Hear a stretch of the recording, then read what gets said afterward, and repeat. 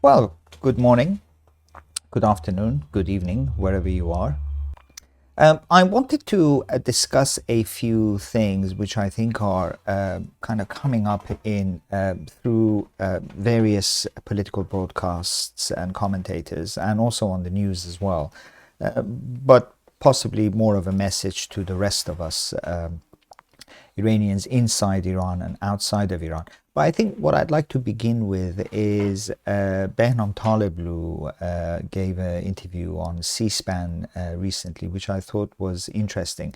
And I think he touched upon a nerve that I have extensively written about and talked about. And I think it is a very important issue. And I think that all of us must pay attention to this. This is very paramount because it is the basis and the structure of our unity, that we have to stay united and understand exactly what unity means, because I think often it is disregarded and we treat it as a kind of, a side issue. The unity of our nation, the Iranian nation, is paramount and very important. We must not be divided in any shape or form, whether that is so-called ethnically, and we'll discuss that, and certainly geographically as well. But let me jump over to Behnam Taleblu. This is very, very interesting, and then we'll talk a little bit more.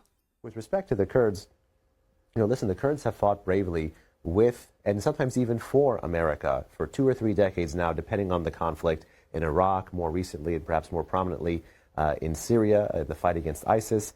It's a very different issue with respect to the Islamic Republic. You have not one Kurdish group, but various Kurdish groups, iterations of an alphabet soup of different groups, some of which want autonomy inside Iran, some of which want more than autonomy. Some of them are separatist groups. Some of them in the past used to have foreign backing. Mahsa Amini herself was a Kurd. Mahsa Amini was a 22-year-old Iranian Kurdish woman who was killed and whose death sparked the Women Life Freedom Uprising in 2022-23. Mahsa Amini's mother would say, and it was public back then during the protests, that Mahsa, I'll tell you in Persian, Mahsa dukhtar Iran. Mahsa is a daughter of Iran. It's not a daughter of one ethnic group or one sectarian group. And so I'd say it's a mistake to keep, even though Iran is a mosaic, it's a mistake to try to look at the mosaic and try to fracture it. There's no ethnic segregation in Iran. Yes, you have places where majority Kurdish is spoken, majority Azeri is spoken, majority Persian is spoken. But for us to come in and take a Yugoslavia-type approach or a separate-like approach, like India, Pakistan, or like a Kashmir-type approach, that adds to the problems of the Middle East. It doesn't solve the problems of the Middle East. And in Iran, where you have, again, nationalism now being felt by such a large swath of the population, if we default to ethnic insurgency rather than ride the nationalist wave, we're going to come out of it on the other end. And I think no one said this better than the president himself when, yes, I have questions about what he said, but he did say that alleged. All right, let me stop there because that's the point that I want to address, is this ethnic diversity, ethnic differentiation that some people think exists in Iran. Well, it doesn't. Everybody is Iranian, whether they're Kurdish, whether they speak Azerbaijani, whether they're in Baluchistan and they speak Arabic, or whether they're somewhere else and so on. All these people are Iranian, the Tajik, the Afghans, the Baluchis, the Azerbaijanis, the Kurds, to a very large extent. Let's go historic and geographic on this. The Armenians, the Ossetians, the Gorgistanis, the Georgians, the Ukrainians, the Punjabis, the Kashmiris, the Afghans with their various different groups, whether they're Pashtun or whether they're Dari. These are all Iranian people. Reza Shah, in his wisdom, changed the name from Persia to Iran for a very specific reason. We are not all Persians. Persian is a demarcation of the Parsa tribes, of which Cyrus the Great was half Parsa and half Mede, in other words, Kurdish. This is not a mark of separation as far as culture and ethnicity are concerned. We do not have ethnic variations in Iran. Iran is all of these people speak Iranian. The Kurds, I would argue to a very large extent, the Azerbaijanis, the Baluchis are obviously Arab speakers, but it doesn't mean that they're not Iranian. Linguistics is not a a distinguishing factor of ethnicity. When we talk about ethnicity, we're talking about something completely different. The origins, lineage, and the heritage of all of these people within Iran is still Iranian. The fact that the Baluchis speak Arabic is neither here nor there, for many reasons, because of trade and so forth back in the Persian Empire, all the way up to the 17th, 18th, and to a large extent the 19th century. These people were traders who had linguistic necessities for maybe changing their language and so forth, and remaining as such. That does not stop them from being Iranian. I'm speaking English right now. Am I English? No. If my children don't speak Persian ever and only speak English, that doesn't mean that they're English, and it does not stop them from being Iranian. So let's get this straight. Now, the fact of how we address this language as Persian, that's a different conversation. We'll, at some point in a podcast, I'll refer to that. I have written extensively about these things in the Mehr Foundation publication and magazine. They're all academic journals presented in magazine form, and I urge you to go and have a look and have a read. Ben Taleblu is absolutely correct that we are now riding a national wave, and we mustn't disembark upon the point of ethnicities and who is who and this ethnic group and that ethnic group. Don't listen to any of this. This is mainstream media being a mouthpiece for politicians that want to create as much disunity as possible, because that's where they make their money. They don't make their money in unity. They make their money in a disunited, fractured composition of all societies. You know, just go and look at history. I don't have to tell you. It's up to you to follow these things and accept them. Nobody can force feed you. But it is there, and I think you should pay attention to it. And that includes everybody. That includes Iranians and non-Iranians who are interested in this particular subject. And why wouldn't you be? Of course you will be interested. Iran is a country that influences the entire globe. Whether you like it or not, it does. And for 47 years, you are starting to kind of feel this. It's coming about. There are a few other things as well. Mahir Tusi recently on one of his broadcasts read out something that President Donald Trump had stated, and I think it might be prudent of us to have a look at that too, because it is an important conversation. It's one where this unity is magnified, and it should be magnified amongst us all, and we shouldn't become disheartened by what we're hearing from mainstream media, who are always, they're always trying to throw stones at this glass house of ours in order to create a crack here and there, when they're facing so much disunity and disenfranchisement themselves within their own nations. But let me take you there right now, because I think it's interesting, and then we'll... All that was a lie. And we debunked it first on 2CTV. On the first night, we were the first outlet to actually call out the fake news, while CNN and Wall Street Journal and all the others were basically believing whatever the Pakistanis and the IRGC idiots were telling them. President Trump has also confirmed that the US military is not going anywhere. He says, all US ships, aircrafts and military personnel with additional ammunition, weaponry and anything else that is appropriate and necessary for the lethal prosecution and destruction of an already substantially degraded enemy will remain in place and around Iran, until such time as the real agreement reached, obviously, is fully complied with and everything else. If for any reason it is not, which is highly unlikely, then the shooting will start bigger and better and stronger than anyone has ever seen before. It was agreed a long time ago, and despite all of the fake rhetoric to the contrary, no nuclear weapons, and the Strait of Hormuz will be open and safe. In the meantime, our great military is loading up and resting, looking forward, actually, to its next conquest. All right. Well, I think that about says it all. And I think that's what you should believe. You should believe the president and not listen to any of these bells and whistles from the sidelines that are blowing wind chimes in the distance. Funny enough, I actually have a wind chime just outside there. But don't listen to these people chiming in from all kinds of corners saying, oh, there's ethnic diversity in Iran. This ethnic diversity will cause political problems. The Kurds, they're separatists. They want to have their own nation and so on. These are all non-essential conversations right now. Stay united, stay focused. Don't worry about the Pakistanis. The Pakistanis want to, they want to broker some kind of deal, or seem to be brokering some kind of deal, so they can, get their bat in. There's a cricket reference for you there. Get their bat in there, and see if they can get an inning or two from the United States by trying to broker this kind of so-called deal between the US, Israel, and Iran, so they can score a few points with the US and address some of their own issues, whether it's financial or military or whatever. So don't worry about the Pakistanis too much. I don't think the ceasefire will hold. Quite frankly, I don't see that happening. The Iranian Islamic regime is known for its lying and for its playing for time. Delaying tactics. That's what this is.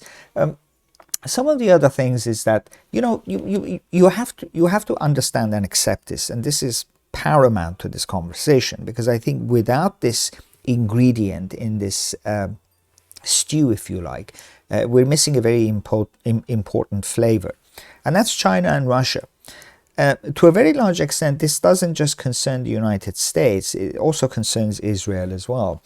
Chinese money being invested in Asia, and in particular in West Asia, is very worrying for the United States. And this expansion, this monetary expansion and investment, was also extending itself to Latin America. The Iranian presence, for example, in Latin America was very interesting, because what it shows you is that although China is willing to make economic investments, provide economic investments in any country, it fails to provide, if you like, a cultural or an ideological basis from where it can grow and expand and desegregate and isolate the United States and its economic power even more. This is where Iran comes in. So Iran comes in with the ideological basis, the framework, if you like, and then China fills that framework with its investment, infrastructure investment, money, production, import, export, and la-di-da. And Iran, meanwhile, provides the framework for this ideology, for this new economic ideology to take place and come to fruition more. China is unable to provide that because, let's face it, the world has absolutely nothing in common with China when it comes to culturally. But with Iran, it's a different matter. Iran is wielding this scepter, called Islam, religion, faith, God, and all of that. It has a much better framework to build that ideology. And we've seen that grow in Europe exponentially. The growth of Islam in Europe is not the work of the Pakistani government or various Pakistani madrasas or mosques or even Saudi Arabia. This is all Iran. This is all IRGC tactics. You could actually argue that to some extent, and this is where it follows this little scroll down here where it says the Islamic Republic structure and makeup. Yes, the Islamic structure and makeup is again very interesting. You're beginning to see defections occurring both within the Islamic Republic structure, which is the theocratic structure, but also within the IRGC, which is the apparatus that grew out of the Islamic Republic, largely to the work of people like Rafsanjani himself, who had this kind of religious illegitimacy to ever rule in Iran. So he created this IRGC concept, and maybe he didn't entirely create it, but he certainly aided it. The defections within the IRGC are real, and the defections within the theocratic realm are also real. To what extent, I can't say, I can't venture a guess, but they certainly are there. and I don't think the ceasefire will hold, because it simply can't. It's based on a false premise. It's based on the desires and expectations of an Iranian regime that is completely unrealistic, lives in a kind of la-la land, fantastical, augmented reality of its own, and does not sync with anyone else, whether it's regional or global. So I don't think the ceasefire will hold.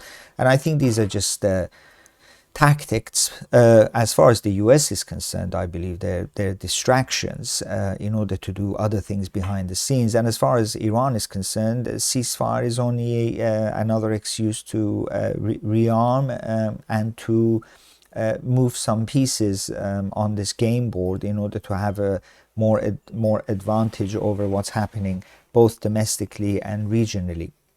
But I think as far as the regime is concerned, I think it's pretty much over, and it has to be. There is no ifs and buts and when about this. There can't be any negotiations. I think the president is absolutely fervent and very steadfast in exactly what it is that he wants. He wants the entirety of the Islamic Republic and all of its apparatuses to go away, and its proxies, of course, which for Israel is really a sticking point, and fair game it is. Having to deal with Hamas and Hezbollah and the Houthis is not a joke. These are real threats, existential threats, and they need to be dealt with. And Iran is the supplier of these. Iran, since 1979, it has been their utmost ambition to export the revolution. Now, you have to think about this very carefully. They're not too far away from the ambitions of Che Guevara in Cuba, when he wanted to export the Cuban revolution, the communist revolution. With them, it's much more dangerous, because they're not just exporting a kind of economic, social change. This is about God and belief and all of that other nonsensical stuff. So they can much more easily win the hearts and minds of those who feel that they have been trampled upon in society. And that's why they do so well with the fringe politics of any country, whether they're socialist, communist, or woke, or the far left liberal who don't really have much of a plinth to stand on. They immediately flock towards these religious fundamentalists, chiefly Islamic fundamentalists, because they're given, they give them a hug and a pat on the back, and they say, we're brothers in arms. So we have to be very careful about this. The ethnicity question, which I addressed, is also, paramount. And we must not forget this as Iranians. We are all Iranians, whether we are Azerbaijani, Kurdish, Baluchis, Khorasanis, whoever we are.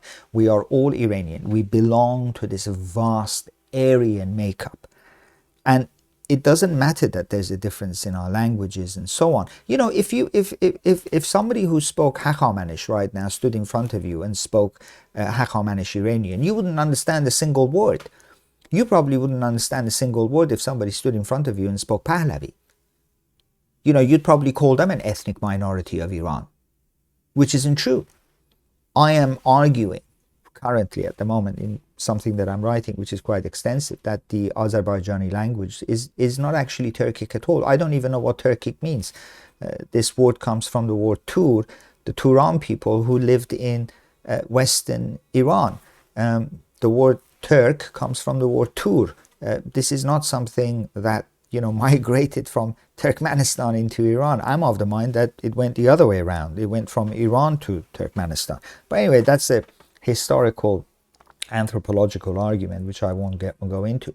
But I think politically speaking, this is a done deal as far as I'm concerned, and I don't think we should lose heart, and I think we should stay fast and stay the course, as I'm sure the United States will. The whispering and the whimpering from the sidelines of, oh, you know, it's not going well, the United States is losing, the Islamic Republic has a stronger footing, they've even become stronger. I've been reading in the media suggestions that, you know, has this war actually made the Islamic Republic even stronger? Don't listen to these things and don't be fooled by them. Journalists are involved in sensationalism and sensationalism only. They're not interested in the truth. They're not interested in the result. There's no money in truth. It's that simple. There's no money in truth. People don't want to hear the truth. People want to hear a lie, because a lie is worthy of gossip. And that's what people like to engage in. You know, it's self-therapy, isn't it? Gossip. If you don't have a therapist to go to and spill out your and do your dirty laundry in public, you perform it in gossip. And that's what journalists and mainstream media provide. They provide the platform and the essential ingredients for these gossips to occur. And you mustn't listen to them. You must stay the course. And it's time for all of us Iranians who love our country. I personally, I am a monarchist, and I have argued many times that the only option for Iran is a monarchy, and in particular the Pahlavi monarchy, because I think Iranians owe the Pahlavis 47 years of apology, and they need absolution. And I think we need to cleanse this 47 years. The fact that this man, the Crown Prince Reza Pahlavi, is willing to put everything on the line for his country, his countrymen, for you and I, because that's what we are. We are his countrymen. So it is you and I. Is extremely, is very exalted of him. You know, he deserves our adulation, our applause. And monarchy is the only viable option for Iran, because we've had 2,500 years history, culture, heritage. Everything that we have as a nation is entirely based on the fact that we have always been a monarchy. Whether we like it or not, and whatever name you want to give it, for 47 years, we've had the republic. It was an Islamic republic, but it was a republic nonetheless. Where has it gotten us? Can we honestly trust that any other form of a republic would be viable for us? We should return to the monarchy status and the monarchy state that we had, a constitutional one, and it was always constitutional anyway, because constitution just simply means by the law. So the monarchies in Iran have always been constitutional. They've never been unconstitutional. I challenge anyone to point at any point when the Pahlavi dynasty, for example, performed something that was illegal and unconstitutional. Never. So it's always been constitutional. Yes, there's always been grumblings, but grumblings occur in every nation and in every political system. Don't fool yourselves for a moment to think that if Iran becomes an electoral democracy, where every 4 or 5 years people flock to the ballot box and vote for somebody, you will not have the same grumblings and the same disillusioned individuals that you had during the monarchy. And you would be foolish to think that, and absolutely wrong.